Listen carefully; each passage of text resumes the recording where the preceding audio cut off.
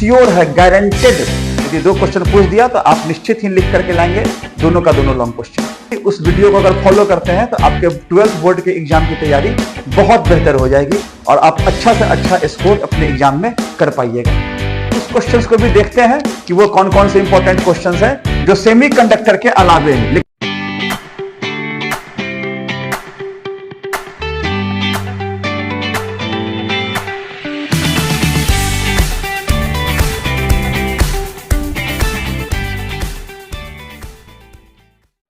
Hello students, कैसे हैं आप लोग? आई होप आप सभी लोग अच्छे से होंगे। अपने पिछले वीडियो में मैंने बताया आपको कि हम लोग 12th बोर्ड के एग्जाम की तैयारी फिजिक्स में कैसे कर सकते हैं और उसका एक रोड मैप मैंने बताया था। उस रोड मैप के अकॉर्डिंग हमें सबसे पहले क्या करना था, उसके बाद क्या करना था, उसके बाद सारा रोड मैप मैंने आपको उसमें समझाया था। आप चाहें तो आप मेरे पिछले वीडियो में जाकर इस चीज को वॉच कर सकते हैं। वो वीडियो काफी बेनिफिशियल है, कई सारे लोगों ने उसको लाइक किया है। आपको भी उस वीडियो को देखने के बाद काफी फायदा होगा और निश्चित ही उस वीडियो को अगर फॉलो करते हैं तो आपके 12th बोर्ड के एग्जाम की तैयारी बहुत बेहतर हो जाएगी और आप अच्छा से अच्छा स्कोर अपने एग्जाम में कर पाइएगा। आज का वीडियो मैं लेकर आया हूं 12th में, जैसे मैंने आपको रोड मैप बताया था पिछले वीडियो में मैंने आपको कि हम लोग सबसे पहले लाइट को कैरी करते हैं। लाइट के बाद हम लोग मॉडर्न फिजिक्स को कैरी करते हैं। मॉडर्न फिजिक्स के बाद हम लोग अल्टरनेटिंग करंट को कैरी करते हैं।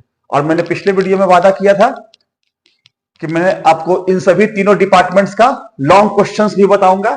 तो आज उसी वीडियो को लेकर मैं आपके सामने हाजिर हूं कि लाइट में, मॉडर्न फिजिक्स में, एसी में या पूरे सिलेबस में वो कौन कौन से क्वेश्चंस हैं, चाहे वो मैग्नेटिज्म के हों या फिर इलेक्ट्रोस्टैटिक्स के हों, किसी भी डिपार्टमेंट के हों, तो उस सभी डिपार्टमेंट्स का हम लोग लॉन्ग क्वेश्चंस आज देखेंगे जो आपके एग्जामिनेशन पॉइंट ऑफ व्यू से मोस्ट इंपॉर्टेंट है। और उसको किस तरीके से याद करना है, इसका रोड मैप मैंने आपको पिछले वीडियो में बता रखा है। आप उस रोड मैप को फॉलो करके भी क्वेश्चंस को याद कर सकते हैं। अदरवाइज मैं पूरा का पूरा क्वेश्चन बताऊंगा कि इस साल के लिए इंपॉर्टेंट कौन कौन सा क्वेश्चन है पूरे के पूरे डिपार्टमेंट वाइज। तो आइए हम लोग शुरू करते हैं।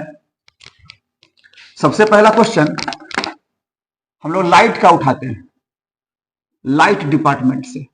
लाइट डिपार्टमेंट का क्वेश्चन, सबसे पहला क्वेश्चन आपका है, what is wave front? Wave front क्या होता है? Explain the principle of, explain the Huygens principle of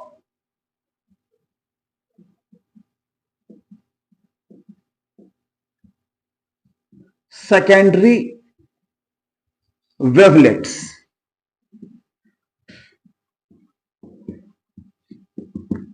Explain the laws of reflection or refraction on the basis of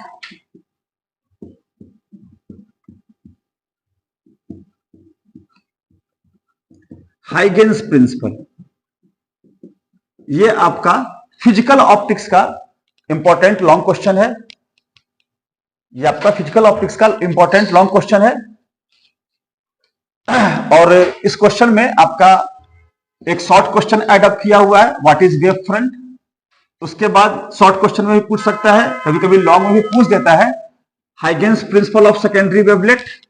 और उसके बाद इस सेकेंडरी वेवलेट के सिद्धांत से हम लोग लॉज ऑफ रिफ्लेक्शन या रिफ्रैक्शन दोनों में से कोई एक एक्सप्लेन करते हैं।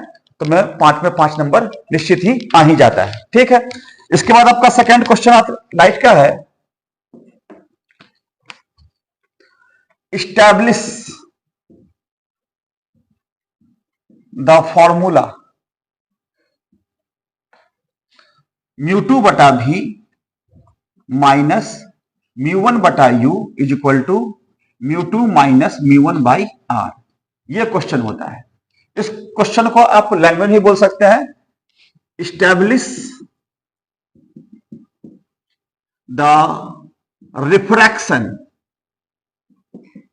By a spherical surface, refraction by a spherical surface का ये फॉर्मूला आता है। ठीक है, इसके बाद आपका तीसरा क्वेश्चन आता है लेंस मेकर फॉर्मूला, जो काफी इंपॉर्टेंट है इस साल के लिए। लेंस मेकर फॉर्मूला, या बोलेगा इस्टेब्लिश, और करके लिख देते हैं, establish μ3 by v minus μ1 by u is equal to μ2 minus μ3 by r2 plus μ2, sorry ये उल्टा हो गया, μ3 minus μ2 by r2 plus μ2 minus μ1 by r1। और इसका सबसे फेमस जो आता है, ये आता है 1 by f is equal to mu minus 1 into 1 by r1 plus 1 by r2। ये तीनों का तीनों आपका लेंस मेकर फॉर्मूला है। इस तीन क्वेश्चन का आंसर एक ही होता है। ये भी आपका करने को दो क्वेश्चन दिख रहा है, बट ये एक ही क्वेश्चन का आंसर है। आप इस स्फेरिकल सरफेस को जब प्रूफ करते हो तो ये फॉर्मूला ही प्रूफ होकर आता है।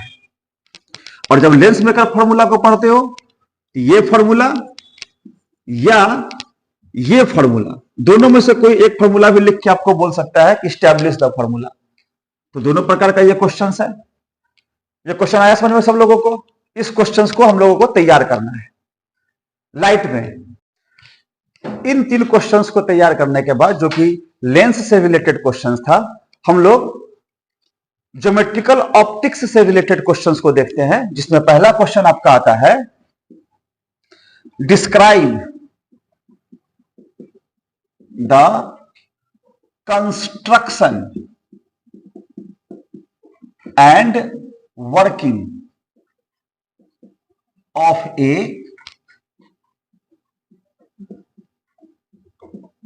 Compound microscope, establish the magnifying power of a compound microscope। Compound microscope काफी इंपॉर्टेंट क्वेश्चन है और इसे तो आसान है याद करना भी। 10th में ऑलरेडी आप लोग थोड़ा बहुत पढ़े थे। इसमें एक नया एडिशनल बात है मैग्नीफाइंग पावर, बाद बाकी सारा कुछ 10th के जैसा ही होता है। तो ऑप्टिकल इंस्ट्रूमेंट से या तो कंपाउंड माइक्रोस्कोप पूछ सकता है आपसे, या पूछेगा इसी ढंग से डिस्क्राइब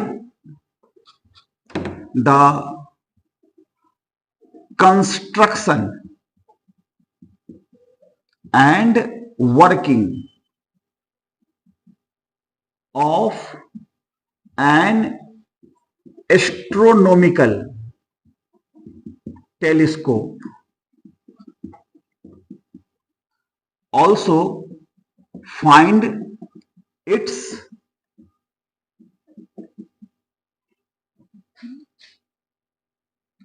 मैग्नीफाइंग पावर। इसका मैग्नीफाइंग पावर यानी कि ये भी उसी टाइप का क्वेश्चन है। तो अगर आप करते हैं तो बस थोड़ा बहुत लैंग्वेज का अंतर होता है, मैग्नीफाइंग पावर में थोड़ा बहुत का अंतर होता है। ये क्वेश्चन लगभग सेम ही है। 2023 में ये क्वेश्चन पूछ रखा है, तो इस साल के लिए भी ये क्वेश्चन इंपॉर्टेंट है। और अगर ये नहीं पूछता है तो ये इंपॉर्टेंट है आपका इस साल के लिए। हालांकि कंपाउंड माइक्रोस्कोप आउटडेटेड क्वेश्चन है, इससे काफी सालों से नहीं पूछ रहा है, बट ये क्वेश्चन पूछ रहा है। इसके बाद आपका क्वेश्चन आता है, ये आपका चौथा क्वेश्चन था, ये आपका पांचवा क्वेश्चन। लाइट में छठे क्वेश्चन की हम लोग बढ़ते हैं, तो लिखते हैं हम लोग draw a ray diagram to show the refraction by a prism. किसी प्रिज्म से रिफ्रैक्शन को शो करने के लिए आपको एक रे डायग्राम बनाना है। और establish delta plus a is equal to i plus e. Symbols का अपना यूजुअल मीनिंग है, सिंबल्स का इसमें delta angle of deviation, a angle of prism, i angle of incidence, e angle of emergence. तो इस फॉर्मूले को इस्टेब्लिश करना है रे डायग्राम के थ्रू। ए प्रिज्म से लाइट पास करेगा तो उसके लिए आपको यह फॉर्मूला इस्टेब्लिश करना होता है। साथ ही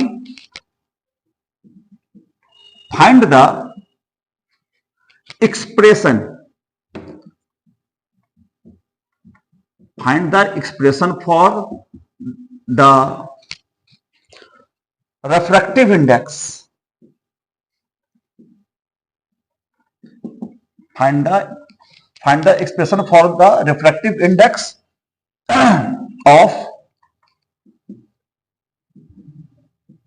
material of the prism, किसी प्रिज्म के मटेरियल का रेफ्रैक्टिव इंडेक्स, या बोलेगा आपको mu is equal to delta M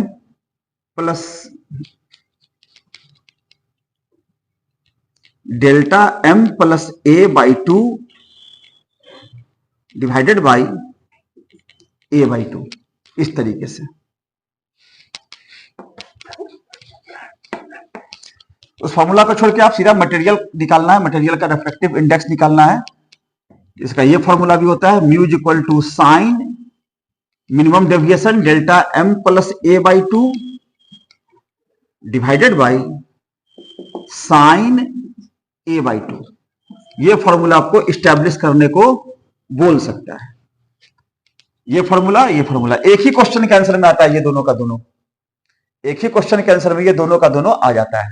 तो आप लाइट से जुड़ा हुआ ये सबसे इंपॉर्टेंट क्वेश्चंस है, आप इसको कैरी कीजिए, इसको याद कीजिए। निश्चित है कि क्वेश्चन तो इन्हीं सब में से पूछेगा।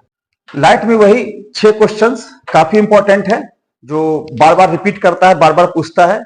और पिछले 2 सालों से लाइट से 2 क्वेश्चन पूछा जा रहा है, तो इस 6 क्वेश्चन से ही उम्मीद कर सकते हैं कि 2 क्वेश्चन टकरा जाए। लेकिन संभावनाओं को देखते हुए 1-2 और क्वेश्चन लाइट डिपार्टमेंट का बच रहा है, हम लोग उसको भी कवर कर लेंगे ताकि सिक्योर हो जाए कि निश्चित ही 2 लॉन्ग क्वेश्चन मेरा एग्जाम में बन सके। इस क्रम में आपका 7वां क्वेश्चन है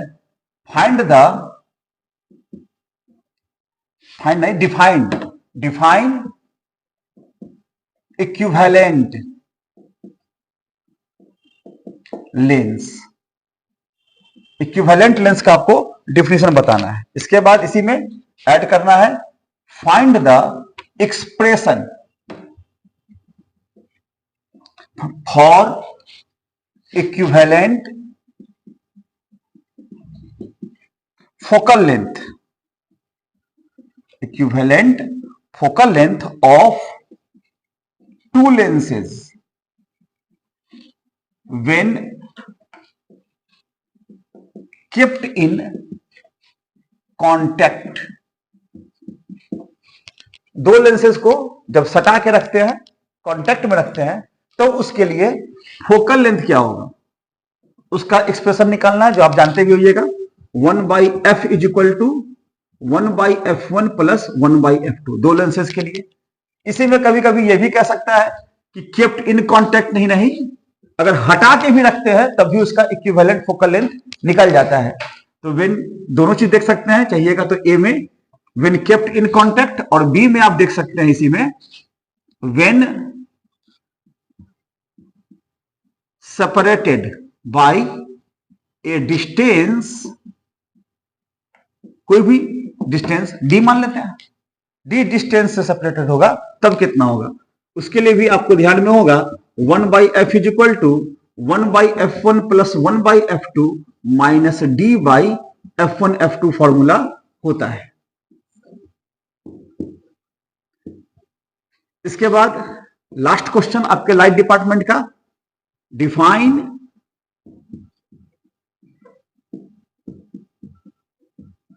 डिस्पर्सिव पावर, जिसको हम लोग ओमेगा से दिखाते हैं।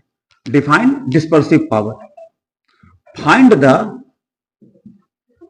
Conditions, find the conditions for dispersion without deviation and deviation without dispersion.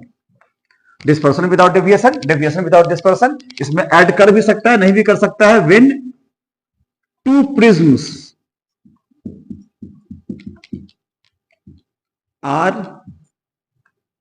Kept in contact, जब दो प्रिज्म एक दूसरे के कॉन्टैक्ट में हो तब उसके लिए dispersion without deviation and deviation without dispersion का कंडीशन बोलता है लिखने को। तो लाइट में मैक्सिमम यही 8 क्वेश्चंस हैं जो आपको इंपॉर्टेंट है इस साल के लिए। और यदि आप इन 8 क्वेश्चंस को पढ़ कर जाते हैं, याद करके देख कर जाते हैं, तो निश्चित है इसमें से एक तो गारंटेड है, एक क्वेश्चन तो पूछेगा ही पूछेगा। इसके अलावा 2 क्वेश्चन भी पूछ सकता है, क्योंकि आजकल पिछले 2 सालों से लाइट से 2 क्वेश्चन पूछ रहा है लॉन्ग में। तो अगर 8 क्वेश्चन देखते हैं, अगर ठीक ठाक रहा तो 2 क्वेश्चन टकराएगा तो 10 नंबर आपका ऐसे भी आ जाएगा। ठीक है, लाइट के इन 8 क्वेश्चंस को यदि हम लोग याद कर लेते हैं तो निश्चित है 100% एक क्वेश्चन गारंटेड टकराएगा ही टकराएगा, और 2 क्वेश्चन भी टकरा सकता है। क्यों?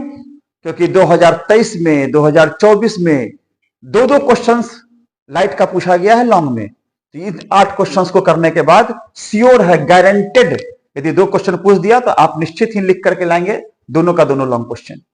अब हम लोग आगे बढ़ते हैं और जानते हैं कि मॉडर्न फिजिक्स के वो कौन कौन से क्वेश्चंस हैं जो इस साल के लिए इंपॉर्टेंट है। क्योंकि आपको रोड मैप बताए थे कि किस तरीके से हम लोग तैयारी करेंगे, तो हम लोगों के लिस्ट में था पहले लाइट, और लाइट के बाद क्या था? Modern physics. मॉडर्न फिजिक्स को अगर हम लोग देखते हैं तो मॉडर्न फिजिक्स में भी थोड़ा कम ही क्वेश्चन है। लिख रहे हैं हम लोग फर्स्ट क्वेश्चन मॉडर्न फिजिक्स का, what are energy bands? What are energy bands? Energy bands क्या है? How are these formed? ये बनते कैसे हैं?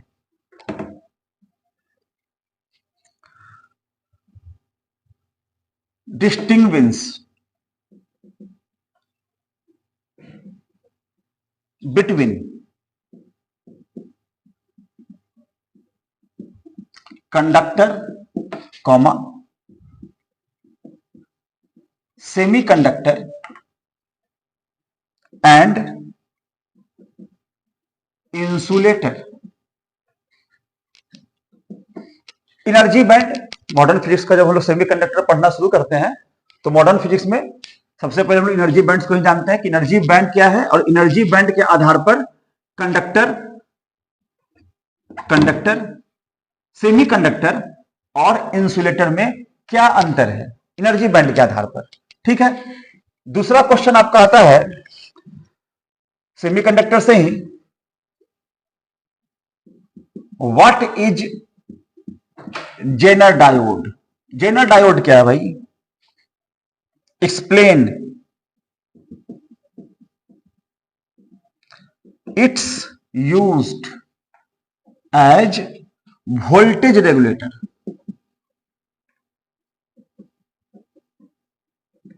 जेनर डायोड सेमीकंडक्टर में पढ़ना होता है। सेमीकंडक्टर में जानते हैं हम लोग कि जेनर डायोड क्या होता है, और जेनर डायोड का उपयोग है, क्या उपयोग है? वोल्टेज रेगुलेटर के रूप में। हम लोग वोल्टेज को रेगुलेट करने के लिए जेनर डायोड का इस्तेमाल करते हैं इलेक्ट्रॉनिक सर्किट्स में। तो किस प्रकार से उसका इस्तेमाल करते हैं इसको आपको एक्सप्लेन करके बताना होता है। ठीक है, इसके बाद तीसरा क्वेश्चन आपका मॉडर्न फिजिक्स का आता है, explain the working of PN junction diode. Explain the working of PN junction diode. Draw the circuit of full wave. Full wave भी पूछता है कभी कभी, और कभी कभी हाफ वेव भी पूछ देता है भाई। मिलता जुलता है थ्योरी है, आप दोनों को कैरी कर सकते हैं। Half wave rectifier, half wave rectifier, and explain its working. ये काम कैसे करता है, किस रूप में, फुल वेव रेक्टिफायर के रूप में, हाफ वेव रेक्टिफायर के रूप में। तो पीएन जंक्शन डायोड क्या होता है, उसका डिफिनेशन आपको बताना है, उसके साथ ही साथ उसका सर्किट डायग्राम खींच के आपको बताना है कि diode, PN junction diode full wave rectifier के रूप में, हाफ वेव रेक्टिफायर के रूप में कैसे काम करता है। ऐसे पूछेगा कोई एक ही दोनों में से, फुल वेव या फिर हाफ वेव, ये बताना थोड़ा मुश्किल हो जाता है कि हाफ वेव पूछेगा कि फुल वेव पूछेगा। आप पढ़ेंगे, दोनों का थ्योरी लगभग सेम ही है, हाफ पूछे फुल पूछे कुछ ही पूछेगा, आप आराम से उसको फिर लिख सकते हैं। मॉडर्न फिजिक्स में सेमीकंडक्टर से ही जुड़ा हुआ एक और क्वेश्चन आपका है,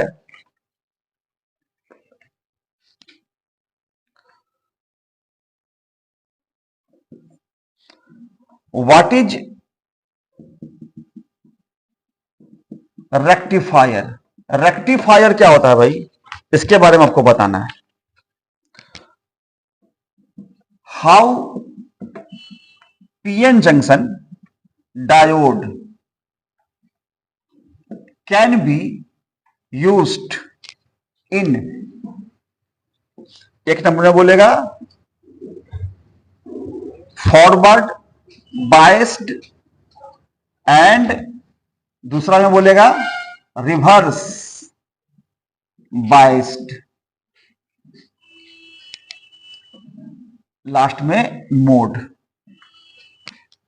PN junction diode forward biased के रूप में, रिवर्स बायस्ड के रूप में पूछेगा, दोनों में से कोई एक ही।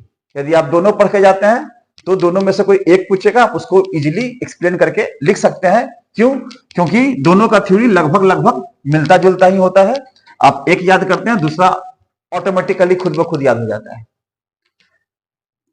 ये चार क्वेश्चंस सेमीकंडक्टर से जुड़ा हुआ है। ये पूरा का पूरा क्वेश्चन किससे जुड़ा हुआ है, सेमीकंडक्टर से। और रोड मैप में आपको बताए थे अपने पिछले वीडियो में कि हम लोग सबसे पहले किसका लेते हैं, लाइट का क्वेश्चन लेते हैं, तो दूसरे में मॉडर्न फिजिक्स से सेमीकंडक्टर का क्वेश्चन लेते हैं। लाइट का क्वेश्चन लेते हैं, फिर सेमीकंडक्टर का। तो ले देखिए, लाइट का क्वेश्चन आपका 8 हो गया और सेमीकंडक्टर का ये 4 क्वेश्चन। उसमें ये चौथा उतना इंपॉर्टेंट है भी नहीं, अगर टाइम मिलता है तो पढ़ लेते हैं, अदरवाइज ये 3 क्वेश्चन ही सबसे इंपॉर्टेंट है, चौथा उतना इंपॉर्टेंट क्वेश्चन नहीं होता। तो इस 3 क्वेश्चन को भी कैरी कर लेते हैं, तो निश्चित है कि 3 का 3 लॉन्ग क्वेश्चन आपका एग्जाम में लिखाएगा ही लिखाएगा। 2 क्वेश्चन लाइट का आपका आ गया, एक क्वेश्चन सेमीकंडक्टर का, हर साल पूछता ही पूछता है, एक क्वेश्चन सेमीकंडक्टर का पूछा तो ठीक है। इसके अलावा भी कोई अगर फुल लेंथ तैयारी करना चाहता हो तो सेमीकंडक्टर के अलावे मॉडर्न फिजिक्स में एटॉमिक स्ट्रक्चर है, बोर का मॉडल वगैरह पूछता है उसमें से। इसके अलावा क्या बोलते हैं, रेडियो एक्टिविटी है, डुअल कैरेक्टर ऑफ मैटर है। उस क्वेश्चंस को भी देखते हैं कि वो कौन कौन से इंपॉर्टेंट क्वेश्चंस है जो सेमीकंडक्टर के अलावे हैं। लेकिन मुख्यतः यही 3 क्वेश्चंस है सेमीकंडक्टर के लिए, मॉडर्न फिजिक्स के लिए। ठीक है, तो मॉडर्न फिजिक्स में सेमीकंडक्टर के उन 4 क्वेश्चंस को देखने के बाद एटॉमिक स्ट्रक्चर से जुड़ा हुआ एक इंपॉर्टेंट क्वेश्चन है एटॉमिक स्ट्रक्चर चैप्टर में, वो क्या है उसको भी देख लेते हैं। क्वेश्चन आपका है, यानी कि सेमीकंडक्टर का ये 5वां क्वेश्चन होगा। ये क्वेश्चन है आपका, state Bohr's assumptions to explain the spectra of hydrogen like atom। Hydrogen समान अणुओं के लिए बोर का क्या एजम्पशन था, एक इलेक्ट्रॉन वाला जो होता है। Obtain an expression for the total energy of an electron revolving in the nth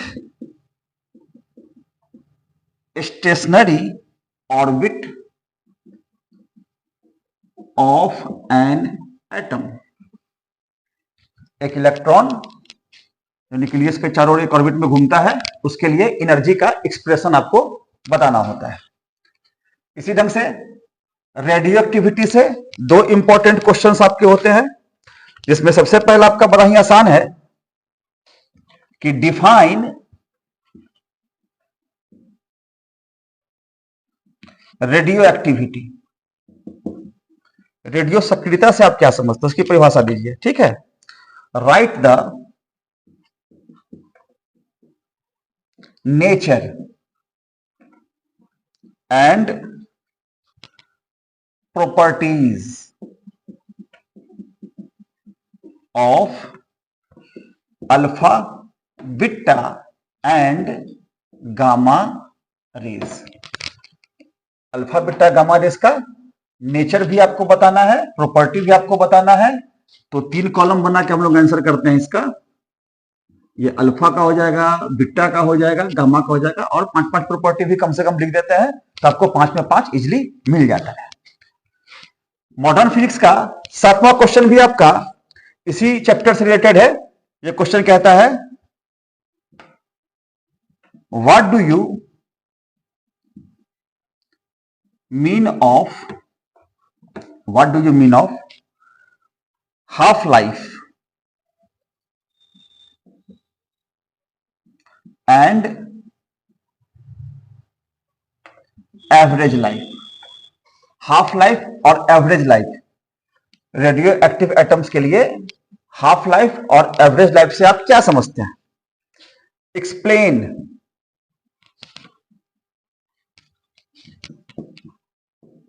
explain decay formula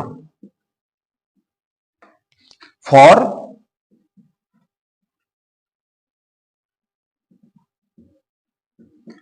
radio active substances. Radioactive substances के लिए डीके फॉर्मूला आपको बताना होता है। यह भी कई बार पूछा है एग्जाम वगैरह में, बट सेमीकंडक्टर का हो ही गया है तो उससे लगभग आजकल पूछ ही लेता है क्वेश्चन, भी हम लोग नहीं भी याद करते हैं तो काम चल जाता है। 6 क्वेश्चन में बनाना तो 3 ही क्वेश्चन है ना, उस हिसाब से अपनी तैयारी को हम लोग करते हैं। और इसके बाद एक चैप्टर बचता है dual character of matter. Dual character of matter से जो बड़ा ही फेमस एक लॉन्ग क्वेश्चन आता है कि explain the phenomenon of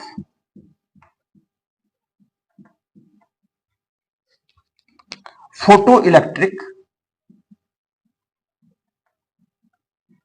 emission. Explain the phenomenon of photoelectric emission. What are the laws of photoelectric effect? How are they explained by one of the great scientist, Einstein बोलिए, Einstein बोलिए, जो कह लीजिए, जो भी है, महान शख्सियत है ना। तो आइंस्टीन ने इसे किस प्रकार से एक्सप्लेन किया था? किसको? फोटो इलेक्ट्रिक के घटनाक्रम को आइंस्टीन ने, फोटो इलेक्ट्रिक इमिशन को आइंस्टीन ने व्याख्या, एक्सप्लेनेशन दिया था, उसको एक्सप्लेन किया था। उसके बारे में लॉज है फोटो इलेक्ट्रिक इफेक्ट का, उन्होंने लॉ ही बताया था इससे रिलेटेड, E बराबर mc² टाइप का। तो आप इसको कर सकते हैं। तो 4 क्वेश्चन सेमीकंडक्टर का और 4 क्वेश्चन उसके अलावे का, ये 8 क्वेश्चन मैक्सिमम मॉडर्न फिजिक्स से आते हैं। इन्हीं 8 में से आपको पूछेगा, और ज्यादातर चांस, फिर से बता रहा हूं, सेमीकंडक्टर का है। लाइट का 2 क्वेश्चन, सेमीकंडक्टर का 1 क्वेश्चन, मिलाकर 3 क्वेश्चन आपका बन ही गया। तो फिर क्या ही टेंशन लेना, बनाना तो आपको 6 में 3 ही है ना। इसलिए हम लोग सेमीकंडक्टर पर ज्यादा फोकस करेंगे, और इस पर थोड़ा कम भी करेंगे तो काम चल जाएगा, पढ़ना ही तो है। तो आज हम लोगों ने 2025 बोर्ड एग्जाम के लिए लाइट और मॉडर्न फिजिक्स का इंपॉर्टेंट लॉन्ग क्वेश्चंस को देखा कि इस साल लाइट और मॉडर्न से कौन कौन से लॉन्ग क्वेश्चंस पूछे जाएंगे।